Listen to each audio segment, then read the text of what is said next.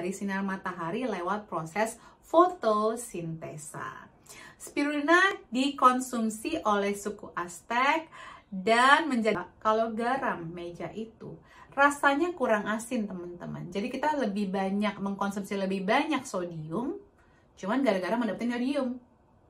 Padahal, dan penyakit ginjal kronis. Penelitian menunjukkan dosis 4,5 gram per hari menunjukkan penurunan tekanan darah pada peserta penelitian karena spirulina untuk kesehatan mental. Ya, nggak ada salahnya untuk mencoba, teman-teman. Ini alami.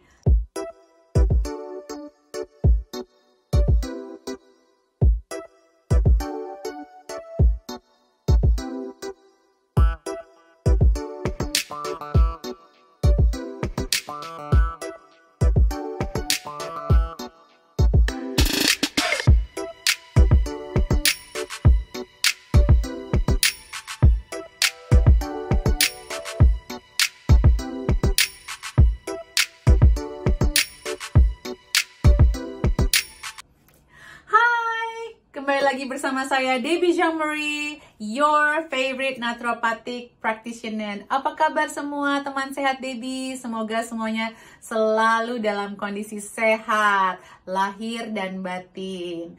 Hari ini saya kembali dalam segmen Kupas Tuntas Suplemen. Apa yang mau saya bahas? Tada!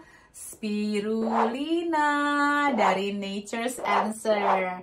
Sebelum kita mulai, saya mau disclaimer dulu. Semua yang akan saya berikan atau saya share di konten ini adalah panduan umum, bukan ditujukan untuk menggantikan resep obat atau obat yang sudah dikonsumsi, ya, obat medis yang dikonsumsi, teman-teman. Buat menjaga, memaintain, kalaupun mau mencoba, karena saya tidak memberikan dosis spesifik buat siapapun. Kalaupun saya membagikan dosis, itu berdasarkan penelitian yang saya temukan. Jadi sudah ada penelitian A dengan dosis sekian untuk orang sekian, ini hasilnya. Saya hanya menyampaikan informasi tersebut. Oke, kalau memang sudah ada masalah, sudah ada keluhan, sudah ada diagnosa dari dokter medis, sebaiknya hubungi saya untuk konsul pribadi. Nanti kita bisa rembukan sama dokter medisnya juga gimana caranya untuk mendapatkan dosis yang terbaik buat kondisi tersebut tanpa menimbulkan efek samping, tanpa menimbulkan kontraindikasi dengan obat-obatan yang dikonsumsi. Begitu teman-teman, saya juga tidak akan memberikan toxicity level di sini. Jadi purely gunakan aja kalau memang untuk maintenance tanpa konsultasi sesuai dengan aturan kemasan. Ya, ini ada aturan kemasannya di belakangnya. Kalau enggak, ya boleh kalau mau coba sesuai dengan penelitian silahkan. Tapi itu berarti tanggung jawab Anda sendiri. Oke, saya seorang naturopathic practitioner yang memiliki asuransi, jadi saya memang dididik untuk belajar soal suplementasi. Jangan sembarang-sembarang ya beli suplementasi teman-teman ya, karena tidak semua suplementasi itu sama. Nggak semua sama ya, ada yang sintesis, banyak yang sintesis. Saya lebih suka suplementasi itu dari food grade atau dari bahan makanannya tertentu, karena itu ya kalau kita belum bisa nih kayak pahit spirulina. Siapa yang udah pernah nyoba spirulina? Saya kalau nyuruh klien-klien saya minum spirulina pada alasannya apa? Bu, bau, bu, amis, bu, nggak tahan, bu, mau muntah, bu. Makanya cara ini ada suplementasinya dari Nature's Answer. Dan saya senang banget sekarang sudah tersedia di mrsorganic.id. Silahkan cek Instagramnya mrsorganic.id, dan juga ada di marketplace mrsorganic.id. Mereka berusaha untuk memenuhi kebutuhan saya karena banyak sekali klien-klien saya yang susah mendapatkan suplementasi yang bagus. Nah, mereka berusaha atau bersedia untuk committed untuk saya akan coba untuk menyetok barang-barang yang memang sesuai dengan saran naturopati. Yes, kalau belum kenal naturopati apa, nanti saya akan bikin video khusus untuk apa sih naturopati. Sebenarnya ada ya, tapi udah lama banget, udah setahun lalu atau 2 tahun lalu saya post kayaknya ya. Kalau mau scroll down silahkan. Oke, itu disclaimer saya. Jadi kenapa sih saya bikin ini? Karena banyak sekali di luar sana yang alasannya, oh nanti memberatkan ginjal, suplementasi itu nggak bagus, apa ini segala macam. Wait, teman-teman, makanya harus belajar dengan yang benar. dan memang yang terpercaya dan sepenuhnya edukasinya. Dengarkan, tonton video ini sampai selesai, jangan cuma setengah-setengah. Kalau memang ini membantu dan bermanfaat, sebarkan ya. Jangan lupa di like, di komen, saya bahas apa lagi, teman-teman mau belajar apa lagi. Dan juga jangan lupa untuk nyalakan tombol lonceng merahnya agar nggak ketinggalan informasi saya berikutnya. Mudah-mudahan saya dan tim jadi semangat, tambah semangat, dan membuat konten lebih banyak yang edukatif tentunya. Konten edukatifnya rada-rada susah nih di Indonesia nih, karena mungkin tidak terlalu menimbulkan skandal ya. Jadi mudah-mudahan sih dengan dibantu teman-teman kita bisa sama-sama saling mengedukasi, memberikan informasi yang terbaik supaya kita semua tercegah dari penyakit serius dan bisa menggunakan bahan-bahan alami untuk lebih sehat secara alami, ala naturopati. Oke, yuk kita bahas apa sih Spirulina dari Nature's Answer ini. Kenapa nih Spirulina Nature's Answer ini jadi suplemen yang paling populer di dunia? Kenapa? Karena sebenarnya spirulina ini mengandung banyak sekali nutrisi yang luar biasa, teman-teman. Antara lain adalah iodin atau yodium. Kita kenalnya sebagai yodium ya kalau di Indonesia ya. Yodium ini sangat tinggi, teman-teman. Nah, kalau naturopati, saya tidak menyarankan konsumsi garam meja dengan fortifikasi yodium. Kenapa? Karena kalau fortifikasi, tubuh kita belum tentu bisa menyerapnya. Yang kedua, kalau garam meja itu rasanya kurang asin, teman-teman. Jadi kita lebih banyak mengkonsumsi lebih banyak sodium, cuman gara-gara mendapatkan yodium. Padahal ada bahan alami yang mengandung yodium tinggi tanpa kita harus makan sodium tinggi. Karena kalau sodium tinggi, nanti masalahnya banyak banget. Ada darah tinggi, ada kolesterol, ada diabetes. Sebenarnya mau masukin yodium, tapi menyebabkan penyakit yang lain. Dan lidah kita jadi terbiasa dengan rasa asin yang berlebihan, dan itu bisa berbahaya. Karena kita jadi kayak ketergantungan sama rasa asin tersebut. Oke, jadi selain yodium, apalagi vitaminnya? Ada vitamin C, ada manganis, ada vitamin B2, ada vitamin A, ada koper, ada protein, ada fosforus, ada zat besi. Zat besi tinggi ya, saudara-saudara, teman-teman sehat baby lainnya. Zinc, B5, B3, B1, B6, magnesium, dan potasium. Oh my god, kemana aja kita selama ini? Kok kita nggak pernah cobain ya? Memang sih rasanya agak-agak lauti, agak-agak seafoody. Makanya mungkin kalau yang belum bisa konsumsi spirulina langsung, bisa menggunakan suplementasi. Apa sih spirulina ini? Kenapa segitu kerennya? Ya sebenarnya ini adalah organisme yang bisa tumbuh di air tawar atau di air laut. Jadi bagi yang mungkin Bu, saya nggak bisa rumput laut, mungkin bisa cari yang dari air lautnya ya. Di Bali juga banyak sudah dibudidayakan. Oke, tapi again, kalau nggak mau ya ini bisa coba dari Nature's Answer. Oke, jadi ini tuh sejenis cyanobacteria atau keluarga mikroba dengan sel tunggal yang dikenal dengan algae biru kehijauan. Seperti halnya tanaman lain, cyanobacteria dapat memproduksi energi dari sinar matahari lewat proses fotosintesa.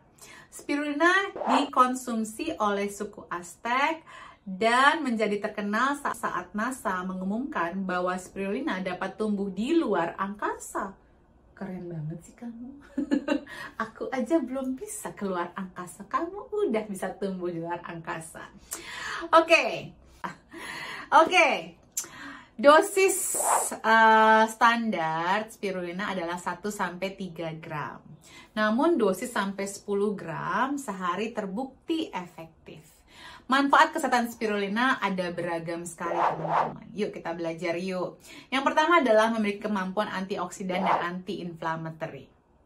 Radikal bebas ya, radikal bebas dapat merusak sel dan DNA kita. Semua pasti tahu itu ya. Kerusakan ini dapat menyebabkan peradangan atau inflamasi kronis yang berujung penyakit kanker atau penyakit serius lainnya. Spirulina adalah sumber antioksidan luar biasa untuk menghindari kerusakan oksidatif karena radikal bebas. Komponen aktif phycocyanin adalah zat antioksidan yang menyebabkan spirulina berwarna hijau kebiruan. Phycocyanin dapat melawan radikal bebas dan menghambat produksi molekul pencetus inflamasi.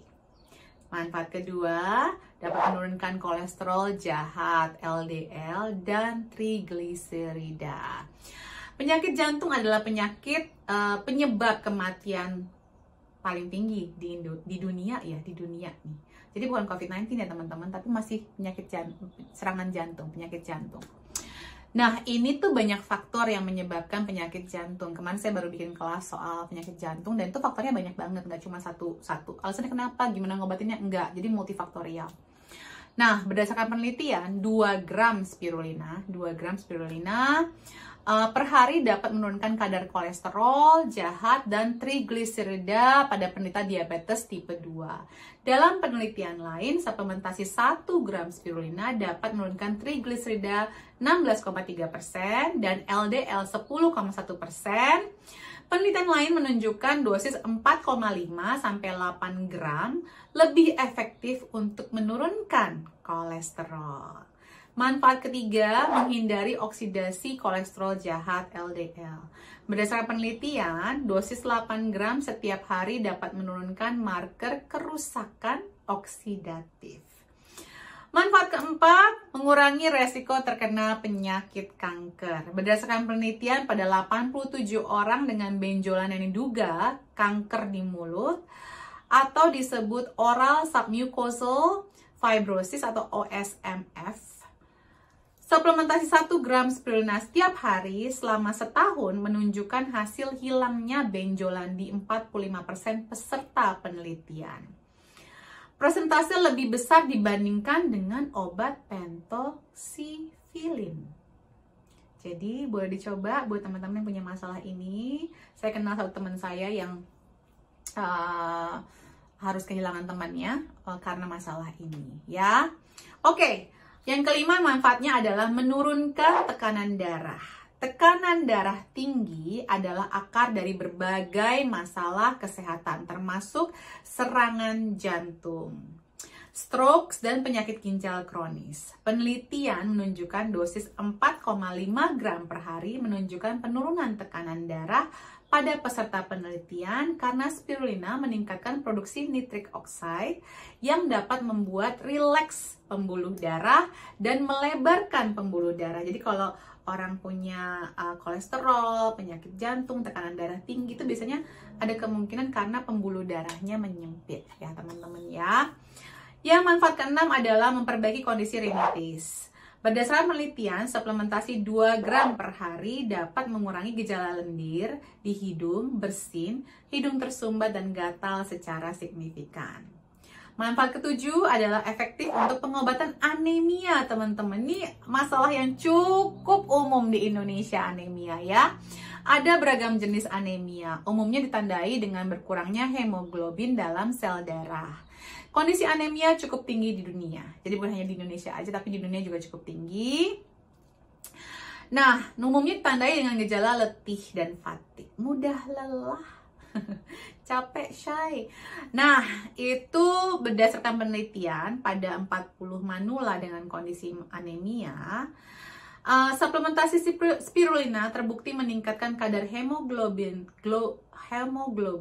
sel darah merah dan meningkatkan imun sistem. Penting banget nih ya, zaman sekarang lagi pandemi gini. Yang kedelapan, meningkatkan kekuatan otot dan endurance. Spirulina terbukti lewat penelitian mampu memperlambat rasa letih saat berolahraga. Penting juga nih yang suka ke gym kan ya.